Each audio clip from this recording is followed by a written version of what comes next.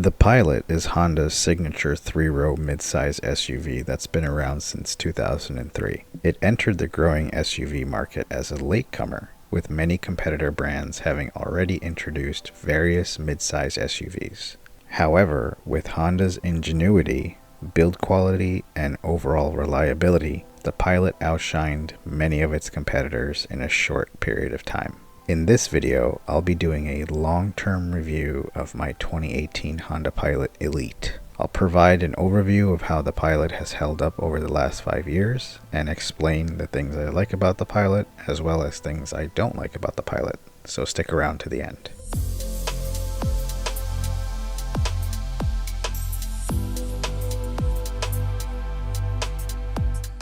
Let's start out with the exterior. This Pilot is the Elite trim level, which comes with most, if not all, of the available features as it is the top trim level. Its exterior paint color is called Steel Sapphire Metallic, and it's a unique color that blends a lighter version of turquoise with a touch of gray and metal flakes. It looks great when it's washed and waxed up, and it's a color that is not often seen on the road.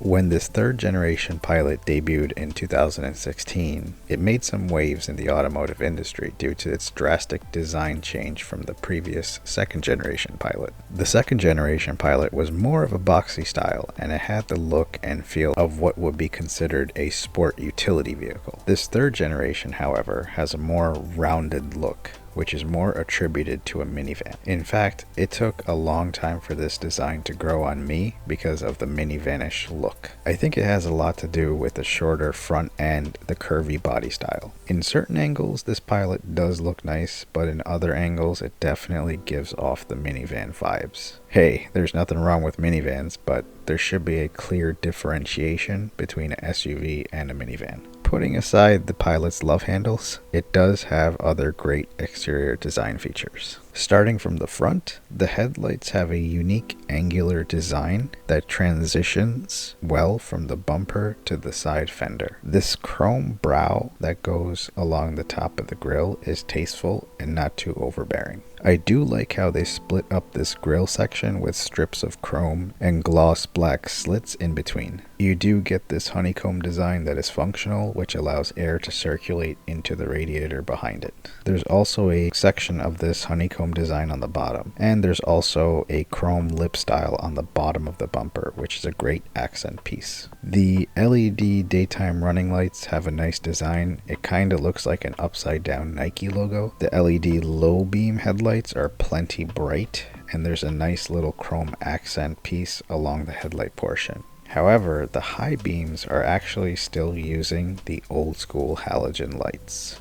The turn signals are mounted a little bit lower than the headlights, which allows for a clear distinction between the two. I will knock a point off for the turn signals being standard halogen light too. I just can't understand why Honda would put nice LED daytime running lights and LED low beam lights, but make the high beam turn signals and fog lights all halogen. It just doesn't match up. The color temperature is noticeable between the cool tone LEDs and the warm tone halogens. Right below the turn signals, there are these accent pieces which do look a bit tacky because it's the same honeycomb design from the middle of the grille, yet this time it has a matte black plastic back piece which is clearly visible. There is this massive Honda emblem on the front here, and it hides some of the sensors that are used for the safety features like forward collision warning and all that. The problem comes into play when you're driving in snowy weather and the snow and slush build up on the front of this sensor, which will disable those important safety features. If you're driving and this happens, you'll have to stop and clean it off for the sensors to work again. This top bug deflector is something you can get installed by Honda, but I installed this myself. It's pretty easy and you can save a bunch of money by doing it yourself. Let's work our way along the side. The side profile of this Pilot is unique. I think Honda did a great job with this body line that runs along the top of the doors and then it curves as it gets towards the back. Along the wheel arches, there's a bit of a fender flare going on, so it gives that appearance of a wider stance.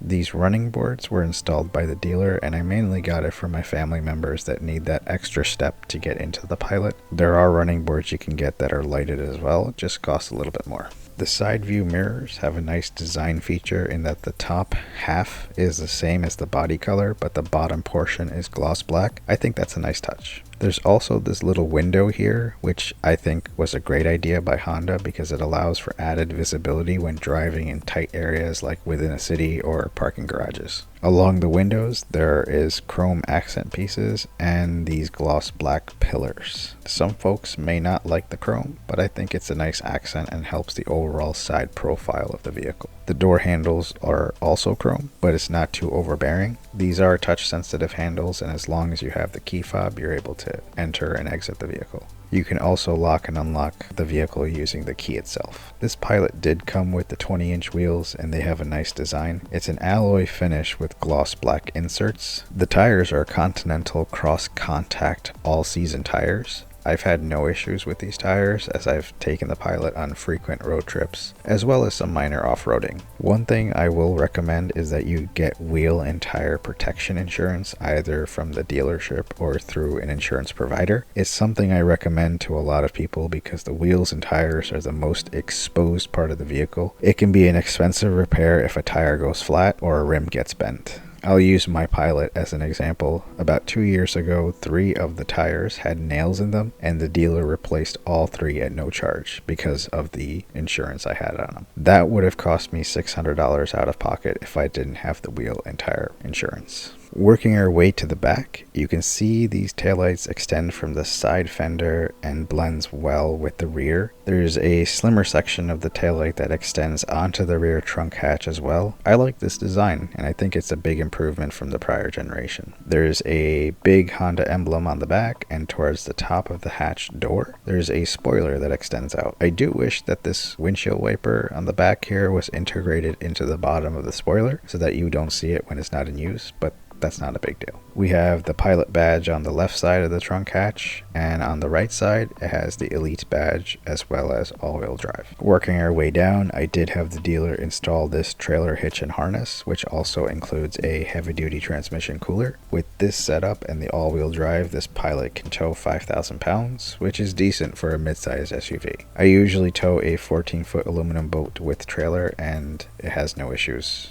One thing I'm not a fan of is the reverse lights being at the bottom of the bumper here. It's a bit strange and it throws off the design. I believe when this generation Pilot went through a refresh in 2020, Honda shifted the reverse lights to be integrated with the taillights, which is the usual design you see on most SUVs. There is a chrome piece that runs along the bottom of the rear bumper, which looks great in my opinion, but again, some folks may not like all this chrome. The rear camera is mounted right under the rear door. I find that this general area of the Pilot gets dirty very quickly, especially after rain, so this camera can get dirty as well. The trunk is accessible using a button on the back. If you press it once, it will open automatically all the way. If you hold it down, it will beep twice and let you manually open it to whatever height that you want. This is useful if you have a low garage door opening so that the trunk hatch doesn't bang up against the garage door. One thing I will knock a point off is Honda not putting the leg wave access like some of the other car manufacturers. On the top of the Pilot, there are nice silver tone roof rails. I haven't gotten the crossbars to make this a fully functional roof rack yet, but the rails do add a nice touch to the exterior look. Now let's talk about the interior of this Pilot. The ground clearance is not too high, so getting in and out is a breeze.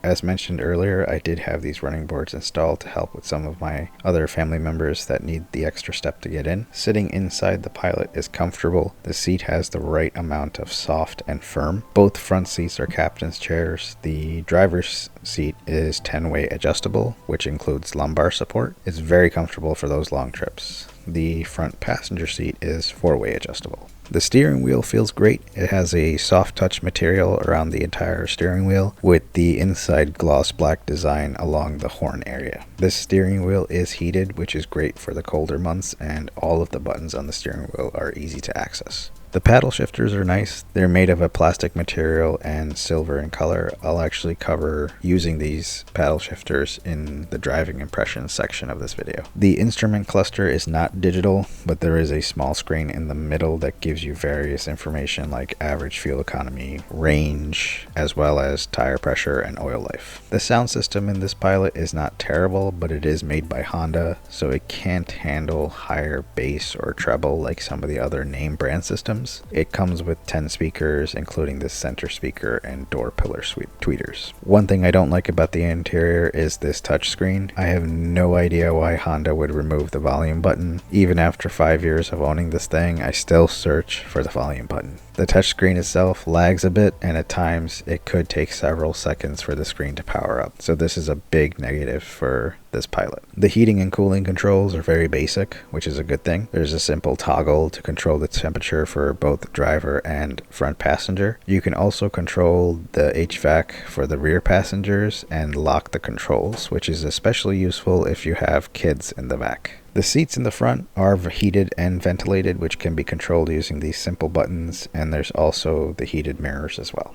This Pilot Elite comes with the entertainment system, so you can watch movies in the back, which I'll get to in a minute. This is the DVD and Blu-ray slot, which you can also play music CDs. Yeah, remember those things called CDs? Working our way down, we do have a 180 watt 12 volt power outlet plus 2 USB-A plugs. One of the USB-A plugs is what controls the Apple CarPlay or Android Auto, while the other plug is just a charger. What's strange is that there is no wireless charger in this Pilot. Many other Honda models of this year include wireless charging pads, so I'm not sure why Honda would not include it in this Pilot. Looking at the dashboard, I like how Honda added these silver accents around the vents. The gloss black looks great as it outlines the HVAC controls and it works its way across the dashboard. The other parts of the dashboard are soft touch material and transitions to hard plastic around the glove compartment. The centerpiece here is where you have the shifting buttons. There is no shifter, which is the same across most Hondas of this year that do not have the CVT or manual transmissions. This is the drive mode button, which lets you switch across the different driving scenarios like mud or snow. The center storage area is massive and it has a nice sliding cover to keep things concealed. There's also a coin tray in here which can be used for various things. On the driver's side, we do have controls for the mirrors and controlling eco mode, as well as the other safety features like forward collision warning and lane departure. The door panel has a bit of gloss black accents, which is then surrounded by soft touch material, including on the armrest. There are some hard plastic surfaces around the bottom half of the door, and here's where you can access the trunk release and fuel cover release. There's also a cup holder as well as some other useful storage compartments. Getting into the back seat is very easy as there are many areas to grab if needed. There's also a grip on the plastic step, which makes it easy and safe to step in and out. The second row seats are comfortable and they are captain style chairs. This does become a disadvantage if you are trying to transport 8 passengers, as no one can sit in the middle of the second row. So keep that in mind if you're looking at the Elite trim level. There is a storage compartment on the back of the front seats, which is made of a soft touch material. The second row door panels have 2 cup holders and also a lot of useful storage compartments. There's also a manual sliding shade for those very sunny days. It would have been nice if they made this automated and controllable using buttons. In between the second row seats, there is a nice flat surface to keep any food or belongings, as well as 2 additional cup holders. In the center, we have the air vents for the rear passengers as well as the controls for the HVAC so that the rear passengers can adjust as needed. As mentioned, this can be locked by the driver just in case you have kids that like to push buttons. The rear passengers can also control their heated seats from the back. Below the HVAC controls are the controls for the entertainment system that comes with this trim level. This features a 9-inch flip down screen with a remote. This system can play DVDs and Blu-ray discs. The audio can either come out of the Pilot's 10 speaker system, or you can use the included wireless headphones so that only the people watching hears the audio of whatever is playing. It also includes the ability to hook up a RCA video input as well as HDMI. There's a standard 2-prong AC outlet which allows you to basically hook up a game system, so you can hook up an Xbox or a PlayStation and play it on this system. This is super handy if you have kids and need something to keep them entertained on long trips. The front section of the Pilot has the retractable sunroof, and the rear has the panoramic roof, which offers a great view. Getting into the third row is pretty straightforward. There's a button on the back of the second row seats as well as near the lower part of the second row seat. Pushing these buttons will allow the second row seat to move forward, and then you can just step in. Sitting in the third row is not terrible, although on long trips it might get uncomfortable for adults. It is much better than the previous generation Pilot's third row. The third row passengers also get cup holders as well as a vent that can be left open or closed. Trunk space is great in the Pilot. Behind the third row you get about 16.5 cubic feet of space. When you fold the third row seats down, that expands to 46.8 cubic feet. If you put the second row of seats down, it's a respectable 83.9 cubic feet of space. To put that into perspective, I've been able to haul a 32 by 80 pre-hung door in this Pilot with no issues. Along with the plentiful space, there are also small storage compartments on the side as well as underneath the floorboard. I use it to keep some tools and bags as well as the trailer ball. There's an adequate amount of tie downs as well as this handy 12 volt 180 watt power outlet. That about wraps up the interior. Now let's talk about driving impressions. I think Honda did an excellent job with the overall driving experience of this Pilot. It's much more refined than the prior generation due to the improved suspension as well as noise reduction in the cabin. Also, the steering is much more fluid thanks to the electric power steering system. It doesn't feel like you're driving a large vehicle. It's easy to navigate around the town as well as on the highway. Visibility is great as the windows are large and there are minimal blind spots thanks to the large side view mirrors. This generation of Pilot comes with a J35 V6, which produces 280 horsepower and 262 foot-pounds of torque. The engine delivers smooth power, and with the 8-speed automatic transmission, it's capable of doing the 0 to 60 in 6.5 seconds. That's respectable when you compare it to the other competitor brands of this year. At cruising speeds, this Pilot drives efficiently and is great for long road trips. As mentioned earlier, I do tow a boat with this Pilot and it has no issues at all. I will say that the transmission on this Pilot can be a bit finicky at times. I find that when coming down a hill at about 15 to 20 miles per hour, the transmission stays in a lower gear, resulting in the RPMs running high. I believe this is by design to help with the hill descent, but it tends to shift into the next gear a bit too hard. Also, in normal driving mode, it takes a bit of push on the accelerator to get the Pilot moving. This can be kind of annoying when merging onto a highway or when passing. I think Honda designed the transmission to be less sensitive in normal and eco driving modes to help with gas mileage. When you put the Pilot into sport mode though, the transmission does become more responsive and acceleration is much more improved. Going back to gas mileage, I'm getting between 21 and 23 miles per gallon, and that's a mix of city and highway driving. That's not too bad considering the Pilot is a big vehicle and it does weigh a lot. Honda incorporated an auto start stop system where the Pilot will turn off the engine when you come to a stop, say at a red light. This system supposedly helps improve gas mileage, but I personally cannot stand it. There is a button to disable it, but it's a feature I think a lot of car brands are using nowadays, which is kind of annoying. Overall, I enjoy driving this Pilot as a daily driver or on road trips. It stays true to Honda's roots as being a functional and reliable vehicle. If I had to do it again, I definitely would purchase this Pilot. If you're looking for a vehicle that can provide the space for your family as well as something that can haul things around, the Pilot should be on your list of vehicles to check out.